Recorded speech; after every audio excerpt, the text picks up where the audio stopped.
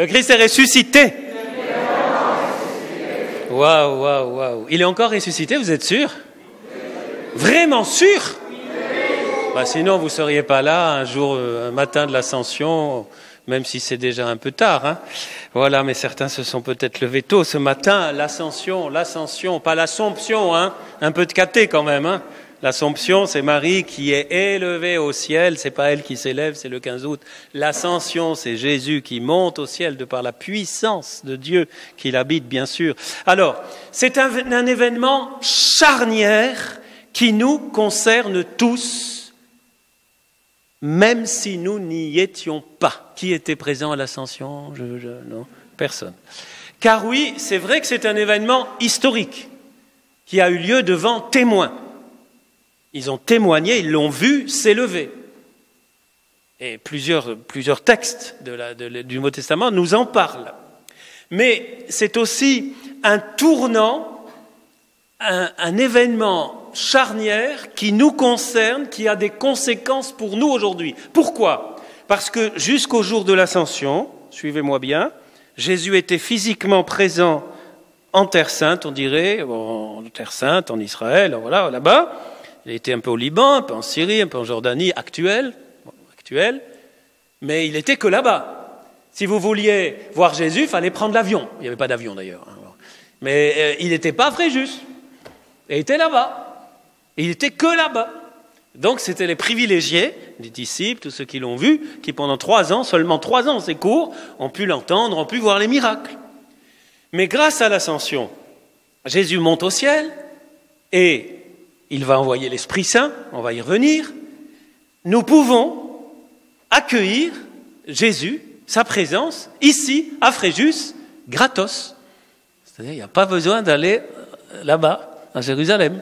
Et d'ailleurs, c'est difficile d'y aller en ce moment. Bon, donc, c'est un tournant parce que, à la fois, et c'est le paradoxe de l'Ascension, à la fois Jésus s'en va, il part, ils ne vont plus le voir, il est invisible, c'est fini, ils ne le verront plus jusqu'au jour où on le reverra dans le royaume, quand nous on passera dans le royaume, ou bien pour ceux qui auront la chance de vivre ce qu'on appelle la parousie sur terre, c'est-à-dire que Jésus va revenir dans la gloire à la fin des temps, il a promis, on l'oublie, hein, beaucoup de cathos et d'autres d'ailleurs, beaucoup de chrétiens l'ont oublié, qu'il va revenir à la fin des temps, mais en attendant, on ne voit plus et on n'a pas à chercher à le voir. Je vous décourage de ces recherches qui, à mon avis, ne sont pas très saines, parce qu'il ne veut pas ça.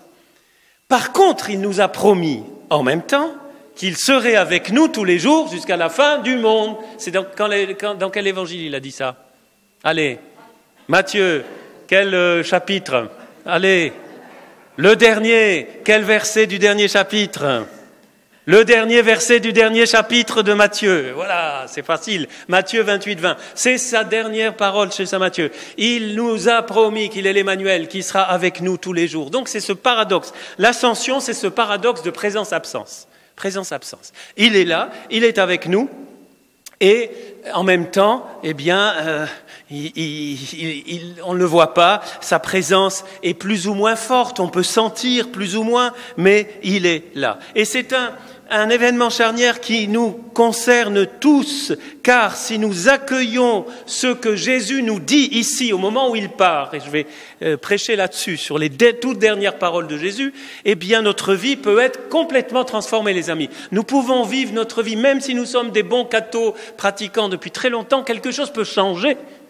À chaque liturgie, à chaque messe, à chaque temps pascal, à chaque ascension, il nous est donné, et chaque Pentecôte, il nous est donné l'occasion d'être renouvelé, d'être dépoussiéré, d'être reboosté, d'être fortifié dans notre vie de disciple de Jésus. Et ça concerne toute notre vie, pas que notre vie d'église, comme on dit, pas que la vie spirituelle. Ça a des conséquences énormes, comme ça l'a été pour les apôtres. Et justement, le premier mot, la première chose essentielle de voir au moment de l'ascension, qu'est-ce que fait Jésus? Jésus donne une promesse. Il dit dans Actes 1:8, vous l'avez entendu, il dit vous allez recevoir une puissance, une force qui vient du Saint-Esprit et vous serez mes témoins, on va y venir.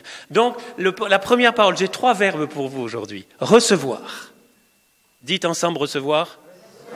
Ça va, vous suivez. Non, mais au cas où quelqu'un s'était endormi, c'était pour ça. Recevoir. Donc, il nous fait une promesse. C'est fantastique. Au moment de partir, il nous fait un cadeau. Il nous fait un cadeau. Ok, je pars, mais je vais vous consoler. D'ailleurs, il s'appelle le consolateur. Allez, je vous console. Je vous fais un super cadeau. Le cadeau des cadeaux. Vous allez recevoir le Saint-Esprit. Waouh! Waouh de waouh! Et ce Saint-Esprit, qui va être le moyen, plus que le moyen, c'est par sa personne, c'est par lui, c'est par sa puissance que nous pouvons à tout moment accueillir la présence de Jésus. C'est grâce au Saint-Esprit qu'on fait des économies de billets d'avion pour Jérusalem. Voyez, parce que là, par le Saint-Esprit, nous recevons le même Jésus, le même, il n'y en a pas deux. Il n'y en a pas deux, il y a un seul Jésus. Le même Jésus glorifié est là avec nous. Et donc, juste avant de partir, il nous a fait cette super promesse, on le voit aussi dans d'autres passages, cette promesse du cadeau des cadeaux, cette promesse du Saint-Esprit sur lequel je ne vais pas vous parler maintenant, sinon nous sommes encore là cet après-midi.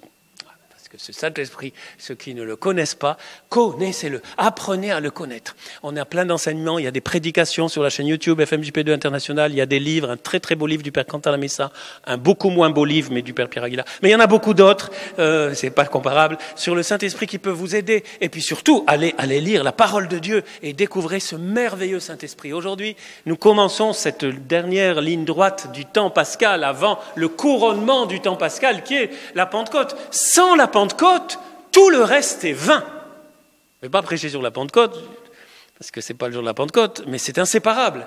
Sans la venue du Saint-Esprit dans ma vie, je peux faire toute la formation que je veux, toutes les pratiques que je veux, tout ça.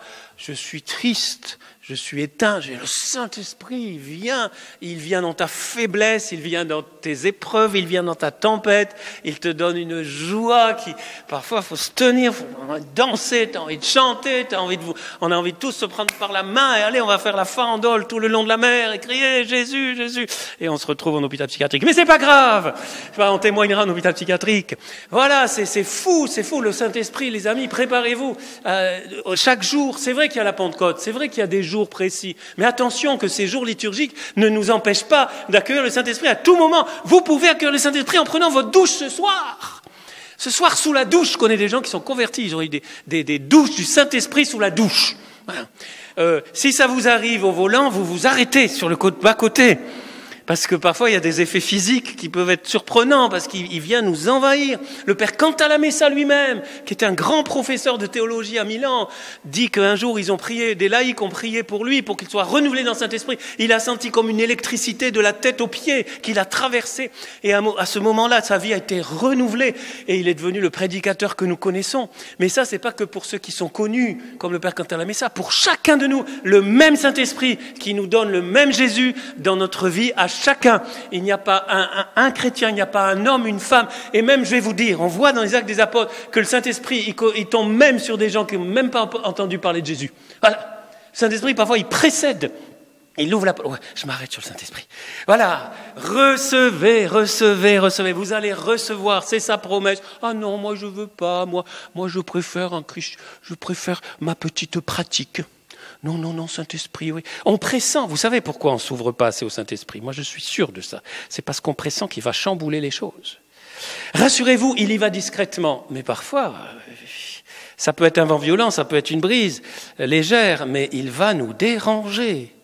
Si vous ne voulez pas être dérangé, continuez pas à être chrétien. Changez. Parce que là, mais dérangé pour le bien. Pas déranger pour nous embêter. Dieu ne nous embête pas, c'est nous qui l'embêtons. Mais lui, il ne nous embête pas, enfin qu'il l'embêtons dans le sens qu'il veut s'ouvrir. Bon, voilà, je m'arrête là. Alors, ça, c'est recevoir. Et vous recevrez la force, et vous serez mes témoins. Deuxième verbe, témoigner. Vous me suivez? Recevoir, dites témoigner. Vous me suivez, c'est génial, bravo à la maison aussi. Témoigner. Et vous serez mes témoins. C'est un autre nom du mot chrétien. Un chrétien, c'est un témoin. Témoin à Jérusalem, c'est-à-dire là où vous habitez, parce que c'était là où ils habitaient à l'époque, et puis jusqu'aux extrémités de la terre. Voilà, témoigner, et ça, c'est fondamental. Pourquoi c'est à ce moment-là qu'il nous dit, d'ailleurs, vous avez vu Saint Marc, c'est un peu la même chose, hein. Il donne l'ordre, il donne le commandement. Moi, j'appelle ça le dernier commandement. Il y a les 10 commandements, puis il y a le dernier commandement. Le dernier commandement, c'est aller de toutes les nations, faites des disciples. Alors, chez Saint Marc, c'est C'est voilà, proclamer à toute la création, hein, même aux arbres, aux poissons, aux forêts, mais il ne faut pas oublier les hommes quand même, et les femmes, hein, aller dans le monde entier, proclamer l'évangile à toute la création. Et il y a les fameux signes, mais alors ça, je ne vais pas prêcher là-dessus parce que sinon, vous êtes vraiment là cet après-midi encore. Mais il y a tous ces signes très importants. C'est pas secondaire, c'est pas une option. Tous ces signes qui accompagnent, qui valident, qui appuient la prédication du royaume. C'est concret. Ces signes, ça te rejoint dans ta vie personnelle, dans ta vie matérielle, dans ta vie familiale, dans ta vie professionnelle. Ça, ce sont les signes qui accompagnent. Eh bien, vous voyez, là, au moment de partir, Jésus dit, il faut que je leur dise parce qu'ils risquent d'oublier. Et ça, mes dernières paroles, peut-être ils les oublieront pas. Ça, c'est moi qui interprète, hein, vous avez compris. Il faut que je leur dise l'essentiel. Maintenant, j'ai tout fait, j'ai tout accompli, j'ai fait le boulot, je suis monté sur la croix, je suis mort, je suis ressuscité. Maintenant, je peux pas faire plus, quoi, les amis. Alors maintenant, c'est à vous. Tocca a voi. J'aime bien en italien, on dit tocca a voi. Maintenant, c'est à vous. C'est à vous que c'est à vous de jouer. C'est à vous de jouer. Je suis avec vous, je donne cet esprit, mais c'est à vous de jouer. C'est pas moi qui vais pouvoir le faire. Je vais vous choquer, mais Jésus ne peut plus rien faire, ou il ne peut pas faire grand-chose sans nous. Il a choisi ça. Il a choisi, Dieu qui nous a créés sans nous, a choisi de ne pas nous sauver sans nous. Il est le sauveur, mais sans nous, il ne peut pas. Alors, mais certains disent, oui, mais pourquoi il ne convertit pas mon fils, ma fille, mon père, ma mère, tel ami? Pourquoi il ne touche pas leur cœur? Il pourrait le faire. Eh bien non. Parce qu'il ne veut violer personne, il ne veut forcer personne, et il veut passer par nous. Ne me demandez pas pourquoi il a choisi comme ça. Je ne suis pas Dieu, je ne suis pas Jésus, mais c'est ce qu'il a choisi, on le voit. Il a choisi. Alors de temps en temps, il y va directement. Bien sûr, il y a des conversions, mais souvent, même les conversions directes, on va dire comme ça, si vous regardez de l'histoire, il y a eu un moment dans le parcours, un disciple qui a témoigné. Un disciple qui a témoigné, même une minute. Même un tract donné sur la plage cet été, quand on va pouvoir ressortir faire notre pêche à la ligne missionnaire, là, eh bien ce tract peut-être va être le début. Et cette personne va peut-être se convertir dans une église, toute seule, devant Jésus, on va croire que c'est toute seule. Oui, c'est toute seule, mais il y a eu ce petit tract-là, ce petite semence qui, je pense à Mehdi, qui s'est converti aussi, qui était dans l'islam et qui raconte comment un jour, quelqu'un lui a parlé de Jésus, mais ça a été la première semence. Et après, il y en a eu d'autres. Et à un moment, il y a eu une illumination intérieure. Vous voyez, ça, c'est être témoin. C'est fondamental. Aujourd'hui, les amis, c'est jour de repos, mais je vais vous dire, je ne veux pas vous décevoir, mais il y a du travail. Il y a du travail pour tous les baptisés. Vous avez entendu la deuxième lecture. Chacun à sa place, différents ministères, dans l'unique corps du Christ. Il y a un boulot fou à témoigner à temps et à contre-temps, délicatement, avec audace, mais délicatement aussi, sans forcer les personnes, évidemment. Ça, se témoigner, recevoir pour témoigner. Vous recevez l'Esprit Saint pour être mes témoins.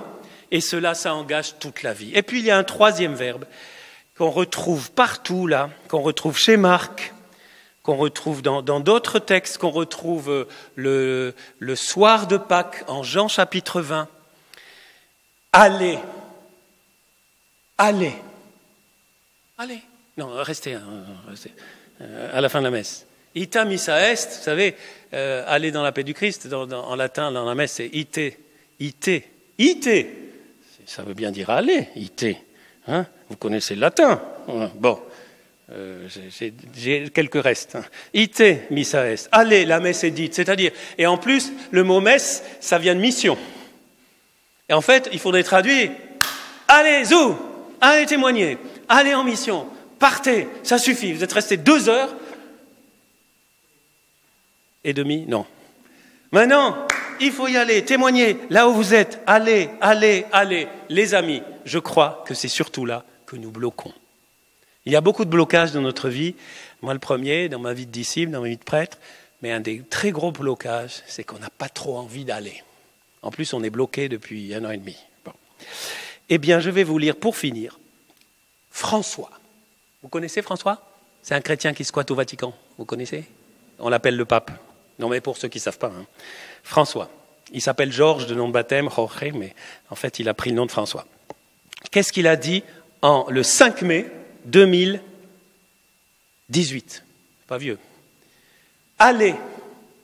La mission demande de partir, mais dans la vie, la tentation de rester, de ne pas prendre de risques, de se contenter d'avoir la situation sous contrôle est forte. Il est plus facile de rester chez soi, entourés de ceux qui nous aiment. Mais ce n'est pas le chemin de Jésus. Il envoie. Allez. Il n'utilise pas de demi-mesure. Il n'utilise pas des déplacements à prix réduit ou des voyages remboursés. Mais il dit un seul mot à ses disciples, à tous ses disciples, allez, allez. Un appel fort qui résonne dans toute anfractuosité de la vie chrétienne. Une invitation claire à être toujours en sortie, pèlerin dans le monde. Vous êtes dans la paroisse Saint-Roch, entre parenthèses, ça nous le rappelle. Pèlerin dans le monde, à la recherche du frère qui ne connaît pas encore la joie de l'amour de Dieu. J'aurais pu citer ça et aller me rasseoir. Tout est dit. Allez à la recherche du frère, de la sœur bien sûr aussi, qui ne connaît pas encore la joie. Oh, je suis ressuscité, c'est super. Non, la joie de l'amour de Dieu. Je ne résiste pas, je craque, tant pis, il est 11h14. Je vous cite encore François, parce que c'est waouh, François, voilà. C'est pas parce que c'est le pape, même s'il n'était pas pape, je vous le citerai, parce que 5 ans plus tôt, aux jeunes de la JMJ, qui était à Rio? Il y a Robert. Vous n'étiez pas à Rio, vous? Non? Certains, vous étiez peut-être à Rio. Enfin, il faut que vous soyez un peu jeune pour être à Rio. Mais c'était la JMJ, Journée mondiale de la jeunesse. Voilà ce qu'il a dit aux jeunes au début de son homélie à Copacabana. Vous connaissez Copacabana? Bon, c'est la plage de Rio. Allez!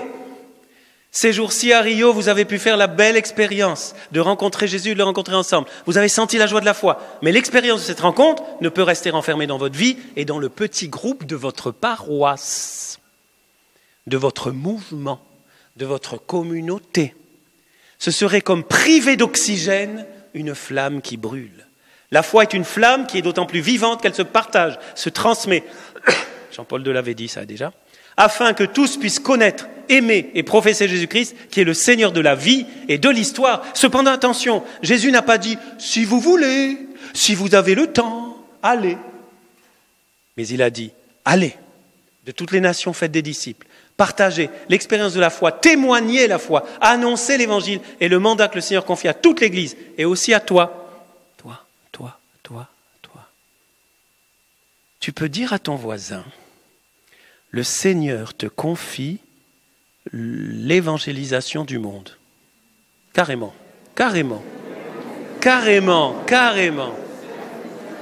Il y en a qui se disent, super, je vais voyager. Mais non, pas de commentaire. Le monde, il est à côté de toi. Il te confie ton monde. Il te confie là où tu vis. Bon, je reprends la citation.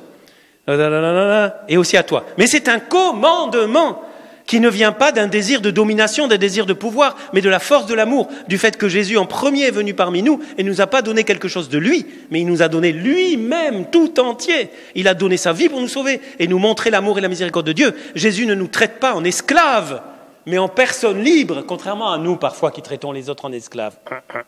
Bon, en amis, en frères. Et non seulement il nous envoie, mais il nous accompagne. Il est toujours à nos côtés dans cette mission d'amour. C'est beau d'entendre ça le jour de l'Ascension. Où nous envoie Jésus? Il n'y a pas de frontières, il n'y a pas de limite. Il nous envoie à tous. L'Évangile est pour tous et non pour quelques-uns. Il n'est pas seulement pour ceux qui semblent plus proches, plus réceptifs, plus accueillants. Il est pour tous. N'ayez pas peur d'aller et de porter le Christ en tout milieu jusqu'au périphérique existentiel, également à celui qui semble plus loin, plus indifférent. C'est plus difficile, je vous l'accorde, mais il faut. Le Seigneur est à la recherche de tous. Il veut que tous sentent la chaleur de sa miséricorde et de son amour. Fin de citation. Recevoir pour témoigner ce qui nécessite d'aller. Je résume. Une phrase. Recevoir le Saint-Esprit pour témoigner de Jésus et de son salut. Et pour cela, la condition, c'est d'aller. C'est-à-dire de sortir de nos clubs, de sortir de nos renfermements. Dernière chose pour finir. Dans ces 3 verbes, on pourrait se dire, oui, mais moi j'attends, je ne suis pas prêt, je n'ai pas assez reçu. Donc j'attends d'être plus saint. Quand je serai saint, je témoignerai. Ciao, arrivederci, on se retrouve. Arrivederci. Je suis pas capable. J'ai pas de don, je ne sais pas parler. Il y en a d'autres qui ont dit ça. Il y a des prophètes qui ont dit ça. Il y a Moïse qui a dit ça. Tous ceux qui ont été envoyés, en général, ils ont dit ça. Voilà. Eh bien, ça, ce n'est pas une excuse. Au contraire, je vous déconseille de dire ça au Seigneur, parce qu'il va vous dire, c'est justement parce que tu as rien que moi je t'envoie. Il aime bien envoyer les pauvres. Il aime bien envoyer ceux qui vont pas dire, waouh, je sais parler moi, je sais prêcher moi, je sais évangéliser moi. Il va envoyer justement, il aime, parce que moi on peut pas s'appuyer sur notre bravoure, on peut pas s'appuyer sur nos talents, mais sur ceux que le Seigneur nous donne et qui sortent. Voilà, ces trois mots d'ordre, recevoir, témoigner et aller, sont indissociables. Nous sommes tous, les amis, j'ai une bonne nouvelle. Pour ceux qui ne le savaient pas, ceux qui me connaissent, ils m'ont déjà entendu là-dessus. Parce que c'est c'est le cœur, c'est la mission, c'est notre vie, c'est notre vocation. Mais nous sommes tous, vous êtes des envoyés spéciaux du royaume de Dieu. Tu peux dire à ton voisin, tu es un envoyé spécial du royaume de Dieu. Vas-y. Tu es un envoyé spécial. Voilà. Magnifique. Magnifique. Attendez, ne rajoutez rien, hein. Attends. Bon, et tu peux lui dire, allez, une dernière chose. J'ai fini, c'est sûr, promets, juré. Tu es un envoyé permanent du royaume de Dieu.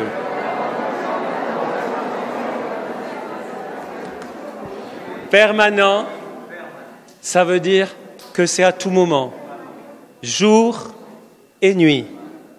Ça veut dire, comme nous aimons à le dire dans notre petite fraternité missionnaire Jean-Paul II, faire de chaque journée une journée de mission. Tous les matins, quand tu te réveilles, plutôt que de trop te regarder dans la glace, parce que, juste le temps de... Voilà. Eh bien, tu te dis, je suis un envoyé spécial du Seigneur. Le Seigneur m'envoie. Ou bien, encore mieux, tu dis, comme le prophète, Seigneur, envoie-moi. Seigneur, envoie-moi où tu veux, comme tu veux, avec les dons que tu veux, vers qui tu veux. Parce que tu m'as choisi, non pas parce que je suis le meilleur, mais peut-être parce que je suis le pire. En tout cas, tu m'as choisi surtout parce que tu m'aimes et tu veux faire de moi un instrument de ton amour. Au nom du Père et du Fils et du Saint-Esprit.